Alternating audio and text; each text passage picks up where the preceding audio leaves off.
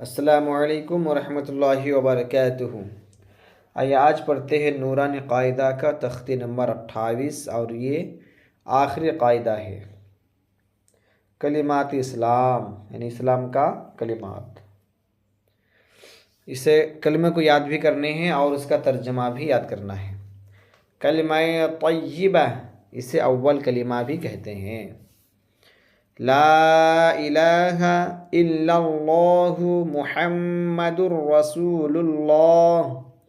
ترجمہ: اللہ کے سوا کوئی عبادت کے لائق نہیں، محمد صلی اللہ تعالی علیہ وسلم اللہ کے رسول ہیں۔ کلمہ شہادت دوم کلمہ بھی کہتے ہیں۔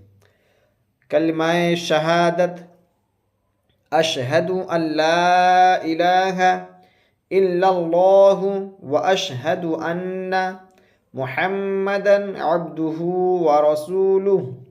ترجمہ: میں گواہی دیتا ہوں کہ اللہ کے سوا کوئی معبود نہیں، اور گواہی دیتا ہوں کہ محمد صلی اللہ تعالی علیہ وسلم اللہ کے بندے اور رسول ہیں۔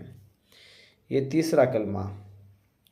کلمہ تمجید: سبحان اللہ والحمد للہ ولا الہ الا اللہ واللہ اکبر ولا حول ولا قوة الا باللہ العلی العظیم۔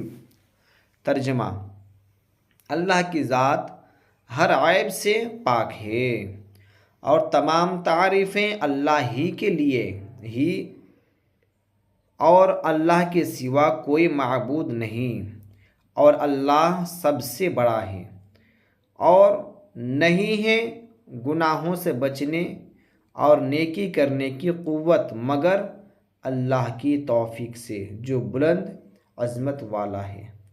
یہ کلمہ رہا اور کلمہ کا ترجمہ۔